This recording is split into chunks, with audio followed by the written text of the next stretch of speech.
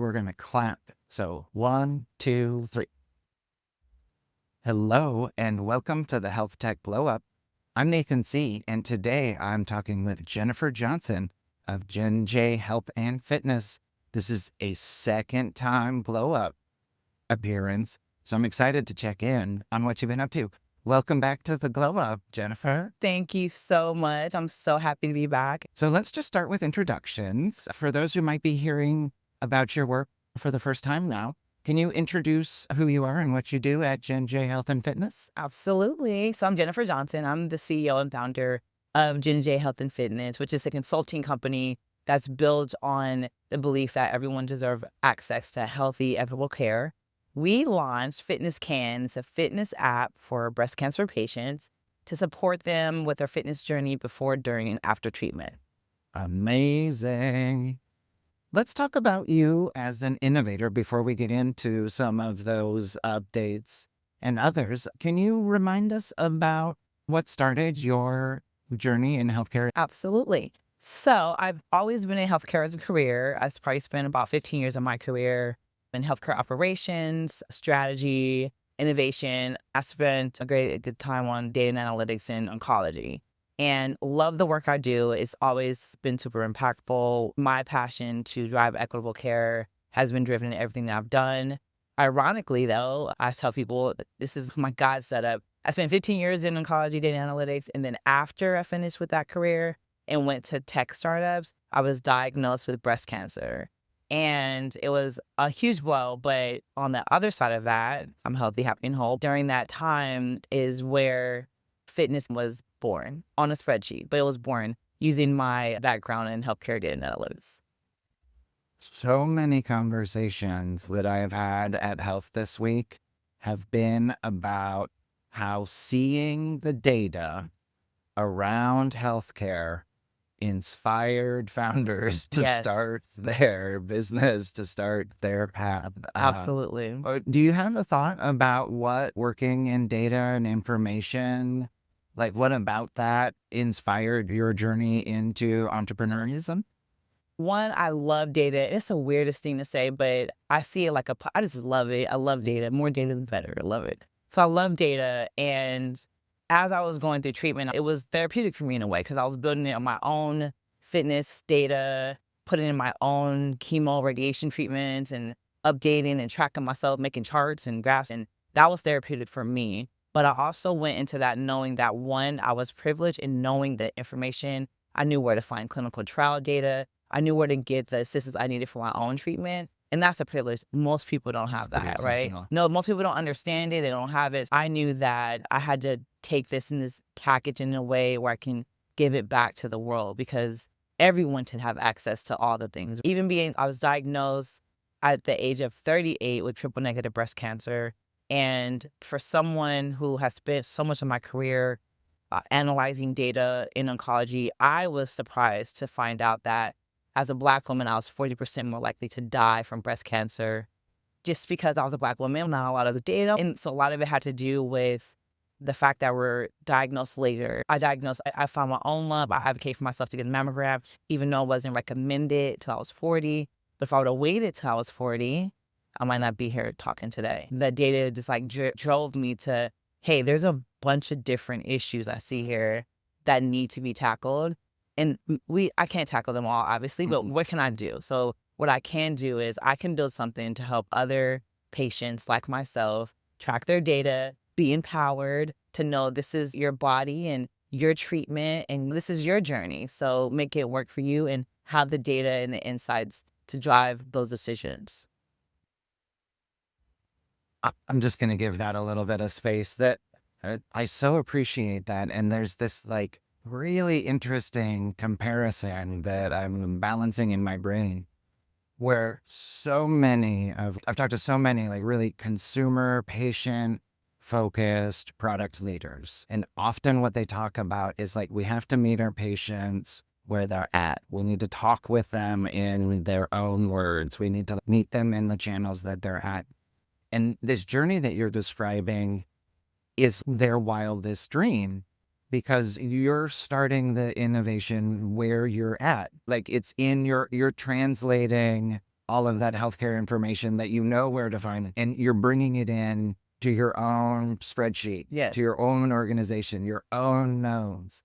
And that idea that like patient-centered care doesn't have to like eventually make it there, but like the innovation can actually start like Right. with the patient, with a specific diagnosis, with a specific, like I just, there's an elegance to being at the beginning of the problem. The patient is at the beginning of the problem rather than you have a tech solution. Often in Right. Silicon Valley, there's a tech solution and then you go searching Exactly. for the client. And Yes. I just love how this thing that these giant leaders that you see on stage are like advocating for and sharing as their message is like your lived experience. Yeah. So you teased at the top of the show, I believe the last time you were on the Glow Up, you were just starting the journey with the FitnessCan app Yes. and taking that data, those frameworks, those connections and resources that you've been built, and you're starting to develop that into the FitnessCan app. Yes. People love to know how people's glow ups have gone. Can you report back about what you've been up to? How did your glow up go?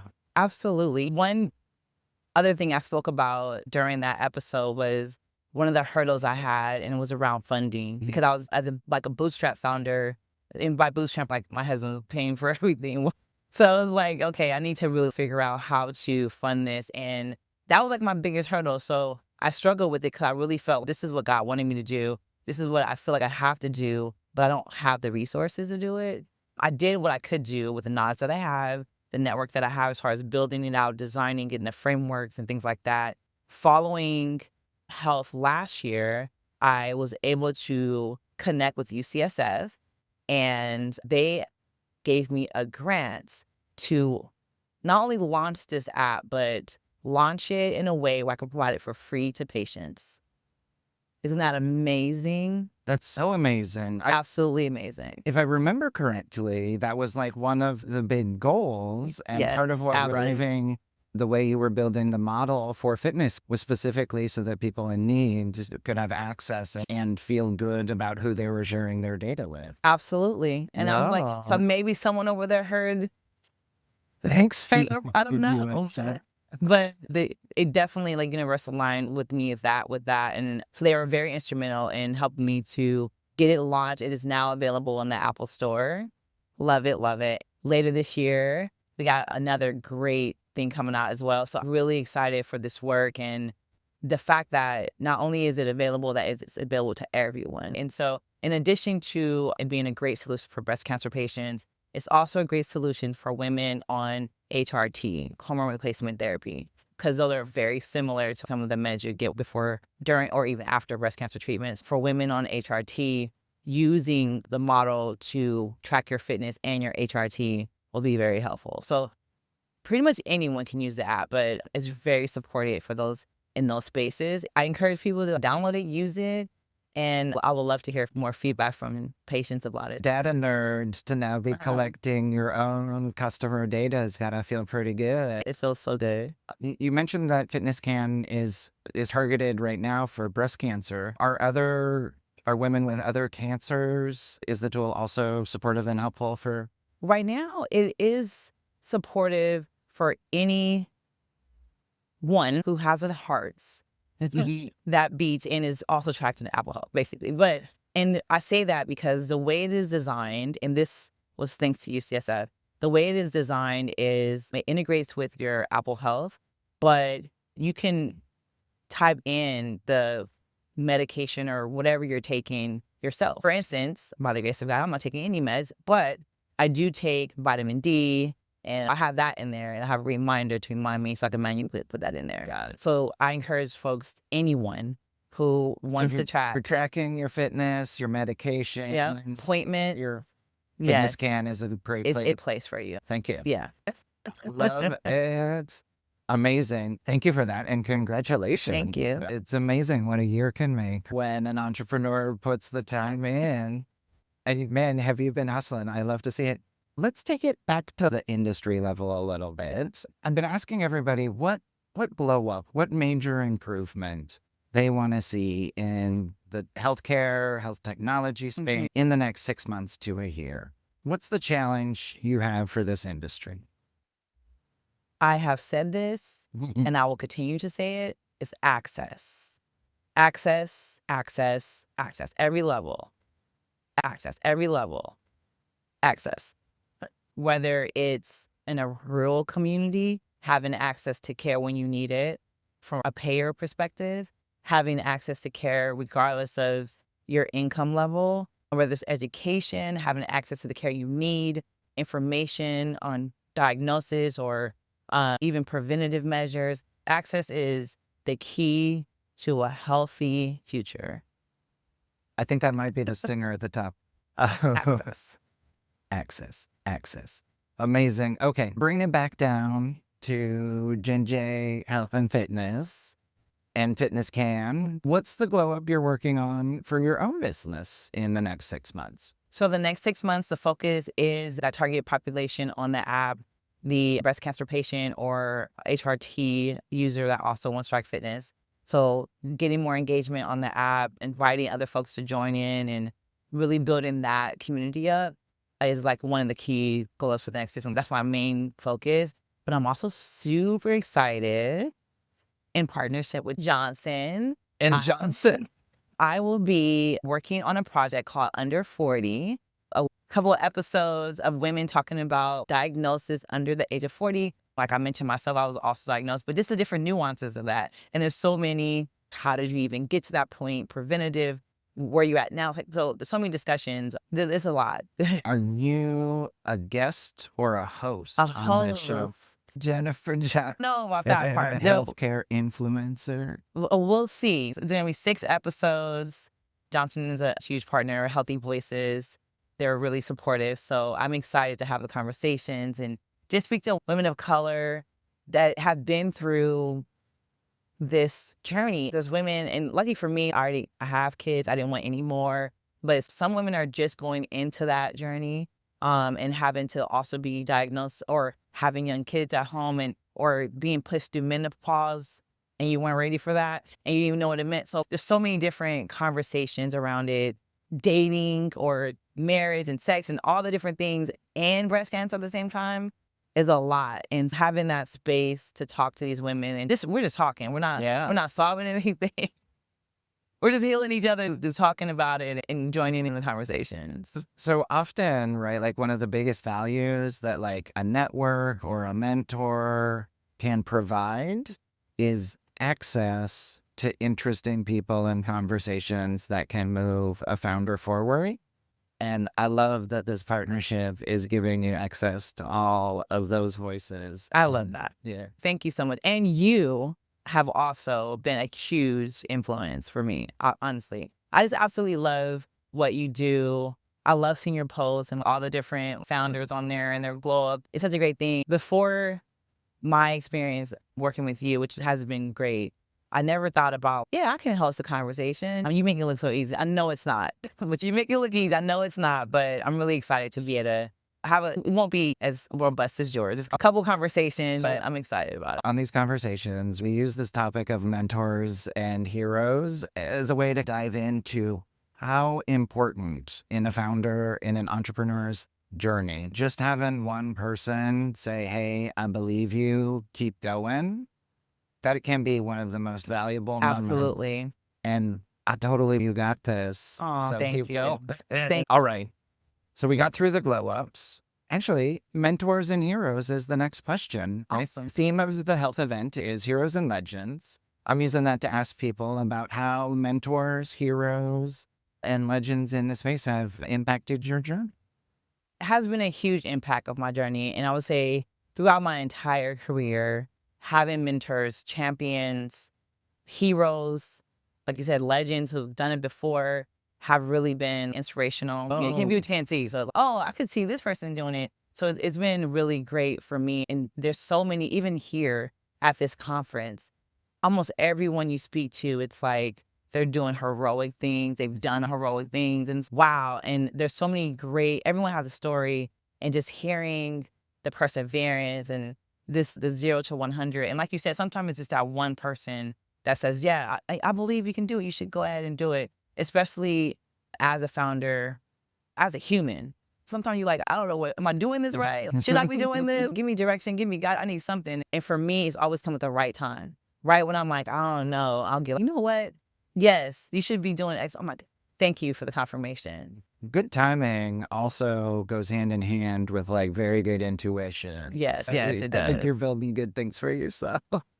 You are so right though. And I have to just like tag, right? Being at the health conference, there is such an amazing focus and support for people who have been in the medical industry, patients, Yeah. the informaticists who are trying to make a contribution. Yes. Like the number of times that I've been in a room with Jennifer, who's introduced herself and said, "Oh, I'm a founder. I've got a background in oncology," and people will stop talking to me because they're like, "Oh, we're having like a healthcare conversation over here." People find their people. It's just amazing to watch. Yes. Okay.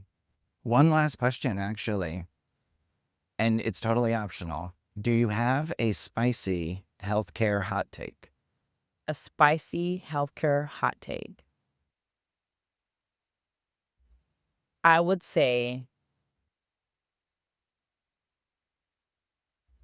for sure, women's health is on the rise, and I'm so thankful for it. Talk about heroes. I've heard on so many stages, in so many rooms of all the talk on just support on every stage of a woman's life. I'm talking about from adolescence all the way through menopause, like having that direct care, the clinical trials, the studies, the innovation, the solutions that have typically been an afterthought. It's been so energizing for me just to see it. And it's the future is now. Like it's happening. There's discussions. There are many pitches. And I'm not sure if you made the women's health startup pitch, but every company, I was like, yes, we need you. It was amazing. I'm excited to see what's next in this industry. Women's health is on the rise. Amazing. Jennifer Johnson, JennJ Health and Fitness, founder of the Fitness Can app, two-time Blow Up participant. Thank you so much for joining me again. Thank you for having Advocacy. me. Can't wait for the next one. Can't wait to check in. Okay. One last thing. Yes. We're going to clap it out. Okay. You ready? One, 1, 2, 3. Amazing. Thank you. Thank you. Okay. So, 1, 2, 3.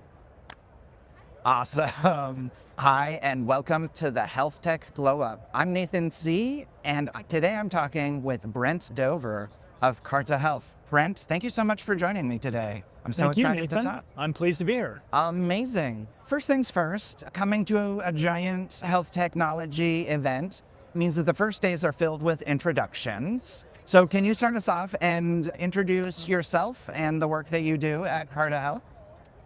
Sure. Like you said, I'm Brent Dover. I've been in the industry for about 35 years. And I started off working in a really big company in laboratory information systems, which in 1993, 4, 5 was the first part of healthcare clinical technology to really get automated Oh, yep. in the laboratory of all things. Yeah. And You have a lot of control. you got a lot going on there. And our industry has just dramatically expanded ever since, obviously. Anyway, so I've been in the industry a really long time. And my sweet spot is I love finding a founder who's got a really good idea and their idea is starting to take shape, but they need some help really growing that company. Carta is the fourth such company that I've been a part of. Okay.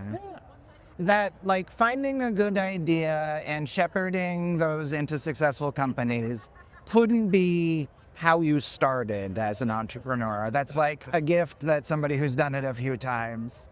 Can you talk about the inspiration that got you excited to start technologies and companies? Yeah, you bet. I guess it's always just wanting to solve whatever the next problem is. And once a company gets big enough to a certain stage, for me, my skill set is not quite as strong, if we're being honest about it. I went to a conference one time and I was told by a semi-famous investor, hey, There's 0 to 5 people, there's 5 to 50 people, and there's 50 to 500 people. And in the growth of a company, that could be millions of dollars of revenue, it could be number of customers, it could be number of employees. It's just magnitude.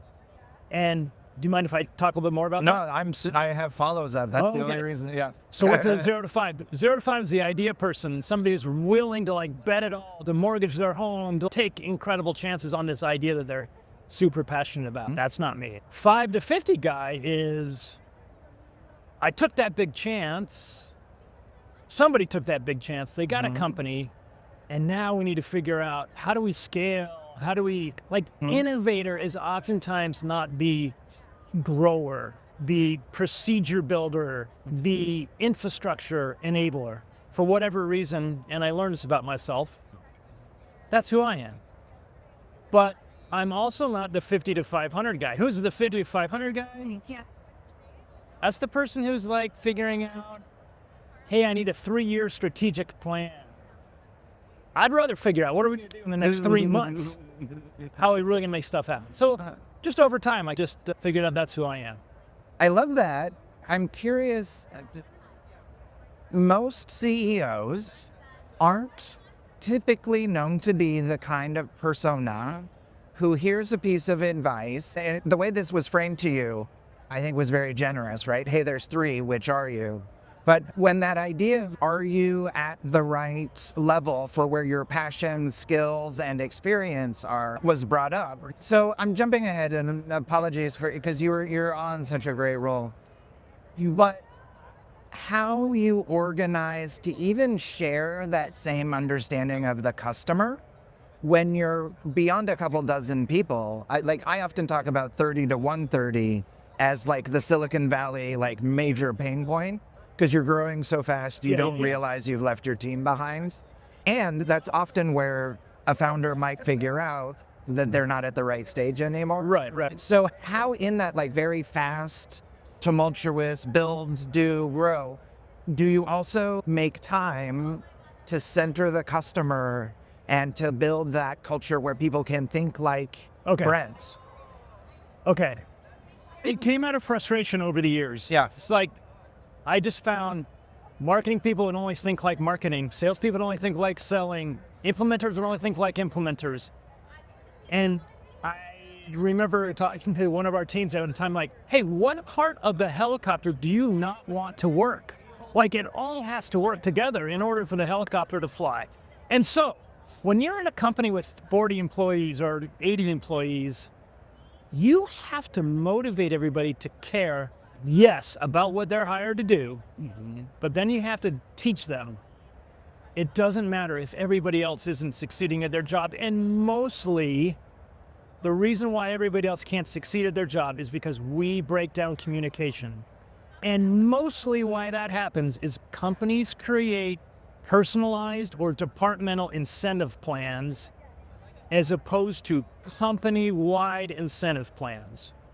We can go on a long rant about this, but this is very countercultural. So this is sales gets incentivized for doing a certain task. Selling and marketing forgetting. gets- Let's talk about this.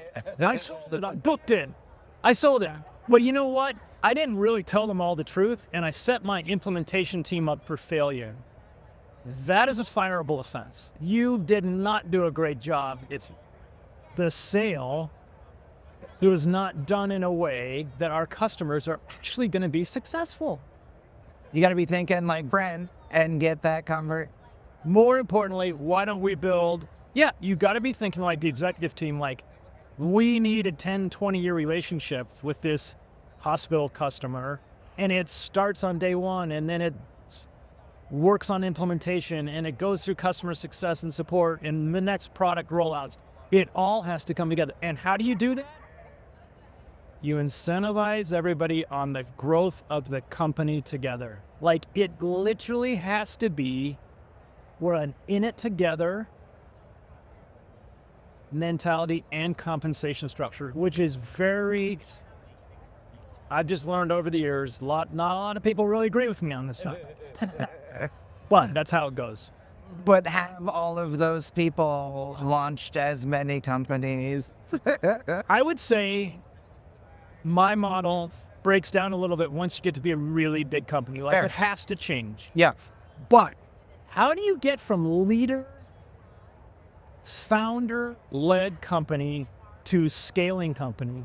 You have to have everybody in the boat rowing together, communicating, and you can't have internal cross culture. That's what kills mid-stage companies all the time. We talk about silos like within the industry. Pharma's not talking to Yeah, we providers, sure do. isn't talking. But right, like it happens within a Inside. product org or within a go-to-market team. Absolutely does. Goodness, Brent, we could talk forever. This is like one of my favorite topics. Okay. And like your perspective, I would say, is fairly notable. Like it's not common Correct. that somebody has that perspective and the experience of doing it a few times. So I so appreciate. If I have to get back to script, the name of the show is the Health Tech Glow Up. And a glow up is a notable revitalization, a rebirth, a transformation. So starting at like the industry level, what's a transformation or a glow up that you're looking for from the health tech and health ID space? I can tell you what's super motivating for me at the moment Yep. and why I'm in this company. Is that Yep. okay? Perfect. My entire career has been in data-related companies, healthcare data-related companies. It's a good time for that. It's been an amazing run. That's to your earlier point, right? About are we actually solving the problems that matter? And if you spent the first several portions of your career solving the easy part, now there's that 65% that you can go after, Yeah. which is really where your customers are already struggling They so really much. are. Like, what a fantastic victory lap to be approaching on. If we can get there. We If got to we- get there. So you've totally led into the question, which is next, which is taking that idea of a glow up. How are you looking to have some sort of audaciously fantastic transformation or success in the next 6 months? Great question. So, we thought 4 years ago, hey, we should build some AI technology that reads through all this unstructured data and turns into structured data. This is 4 years ago. 1,200 days. There's no way to do that without a person babysitting the technology. I don't care how good the technology is. And babysitting is really not the right word, but let's call it co-piloting the technology, making sure. So we went out, we built all these technologies to go read through unstructured notes and turn it into structured data at scale. You couldn't really get it over 40, 50, 60% accurate. Not good enough in healthcare. Not even close.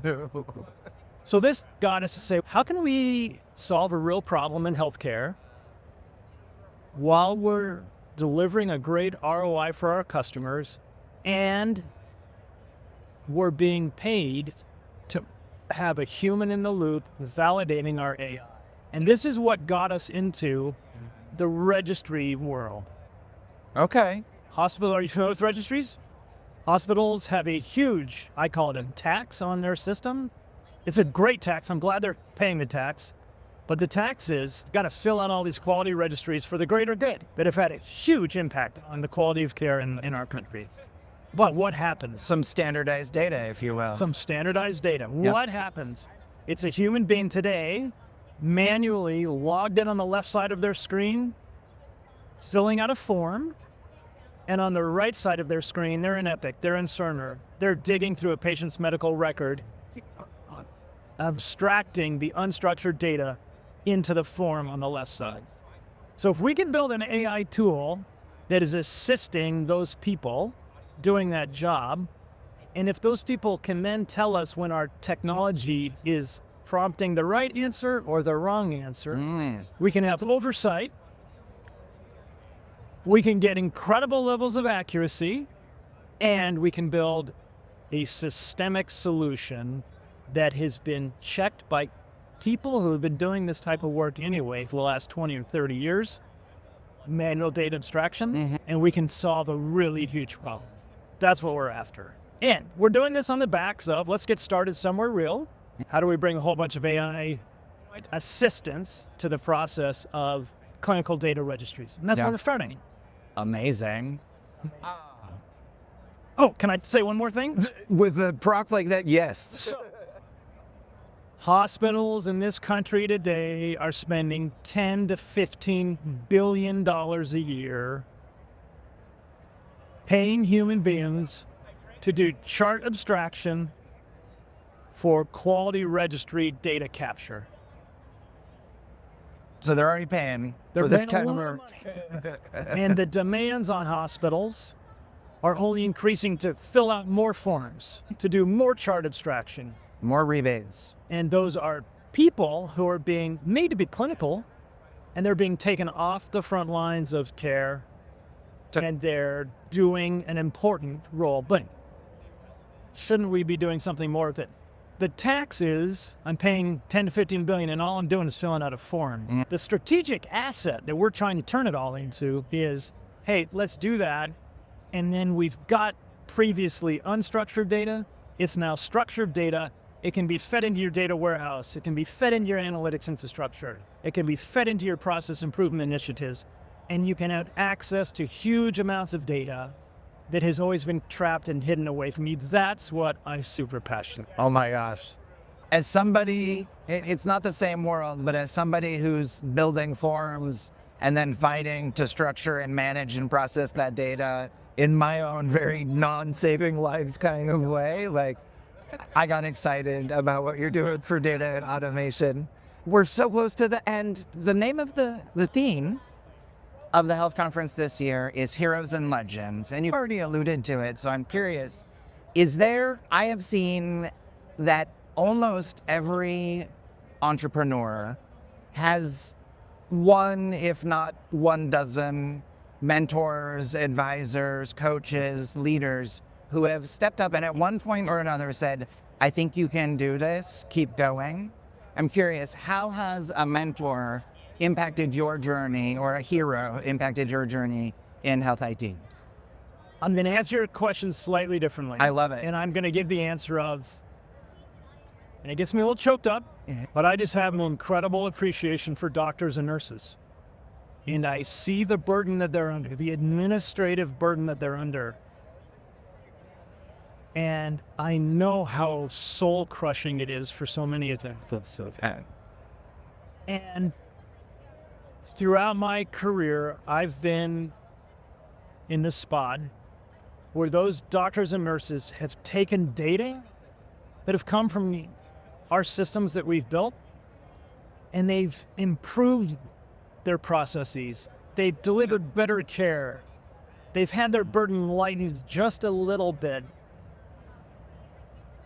And those people inspire me endlessly, Right? to try and help figure out this next stage. Can we build a great company and be very profitable and do all those things? Sure. But is it for some kind of greater good? Absolutely, that's what my motivation is. And over the years, those doctors and nurses have told me their stories about how data has impacted their ability to improve patient care. And it's just fuel. It's just a never-ending source of fuel for me. Oh my gosh, Brent, I have so many more questions because this is exactly my favorite conversation, but we have to leave it there. That's a fantastic ending. Okay. Thank you for joining me on the Thank Health you. Tech Glow Up. And we've got one more thing to do. We're going to clap it out. Yeah, we are. Okay. Here we go. 1, 2, 3.